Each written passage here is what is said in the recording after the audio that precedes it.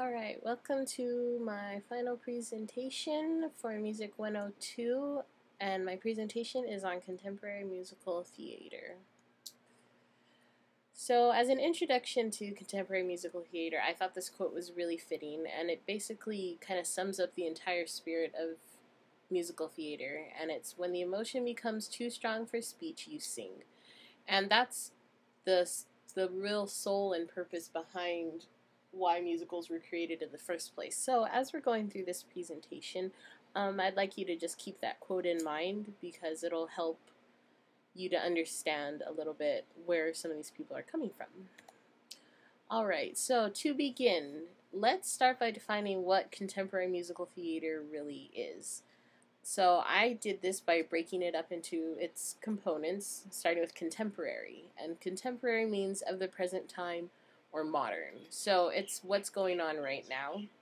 Musical theater is a form of theater combining music, songs, spoken dialogue, and dance. So when you put these two things together, you get contemporary musical theater. And a lot of times they're referred to simply as musicals.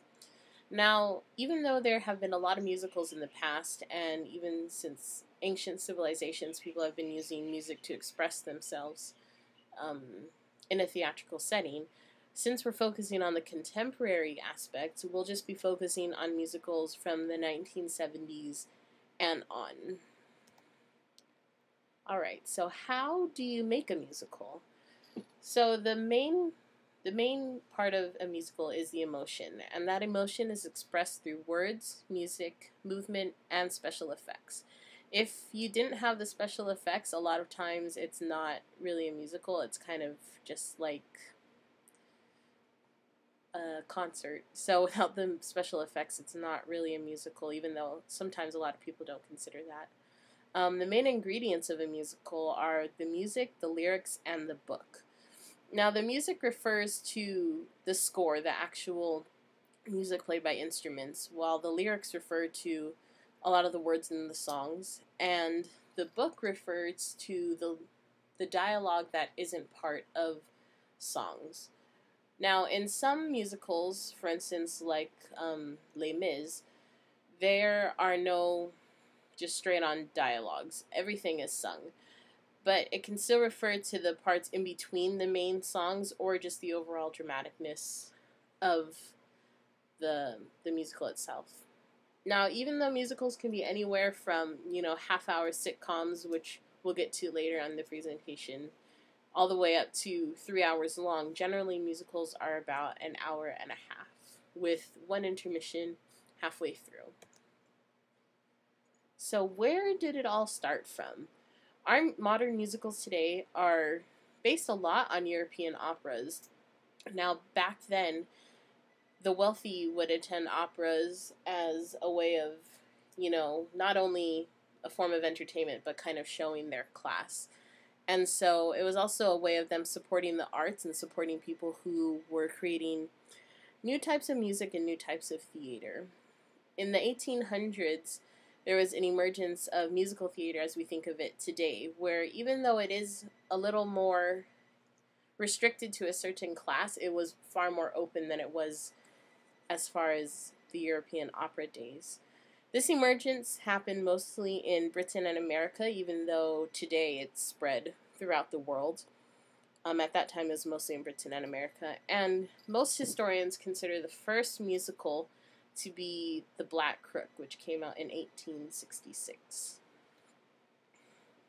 Now let's start into our contemporary look at musical theater. So in the 1970s, there was a high prevalence of rock musicals and rock operas.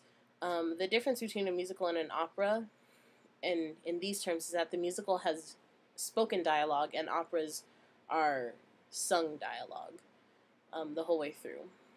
So an example of these, which have theatrical presentations as well as film presentations, would be the Rocky Horror Show and The Wiz. Now, in the middle of the 70s came a brand new play called A Chorus Line, and this musical became a standard for all the musicals in the industries. It featured a large cast and a lot of dancing, a lot of costumes, and that as well as the song styles became a standard for all the musicals that would follow. And also in the 70s, there were a lot of musicals that diverged from what was normal. They weren't focusing on the normal themes that most musicals were focusing on at the time. And examples of these would be Chicago and Sweeney Todd. And next we have a clip from Chicago, one of the songs entitled All That Jazz. So this will kind of just give you a taste of the play, the musical itself, as well as how it's a little bit different in theme. It's a little more risque than a lot of the musicals going on at that time, and I hope you enjoy it.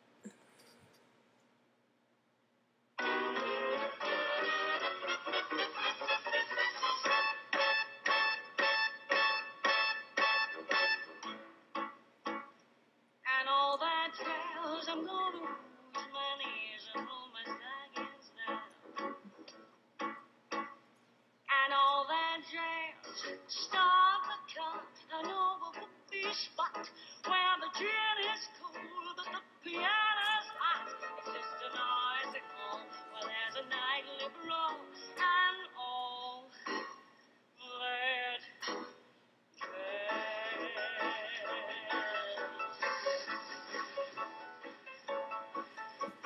Slick your hair and wear your buckled shoes.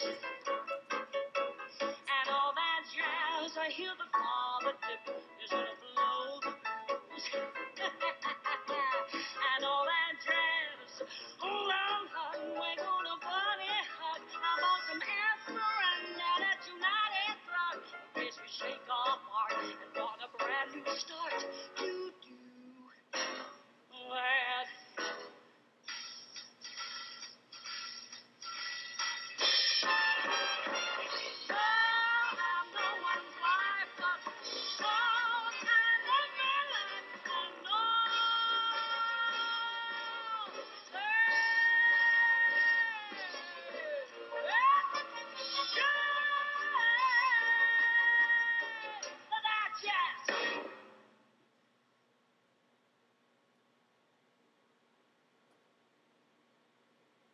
Alright, now we move on to the 1980s and 90s, where pop operas kind of dominated the scene. So pop operas had pop-influenced score rather than jazz or classical music, those kind of, or big band scores.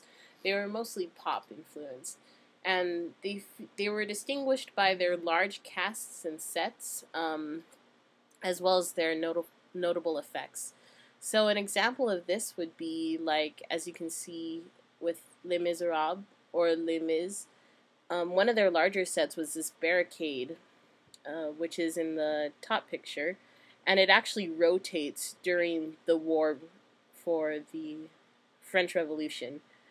And it rotates and you can see, like, all the death and stuff, and that was one of their big special effects in that.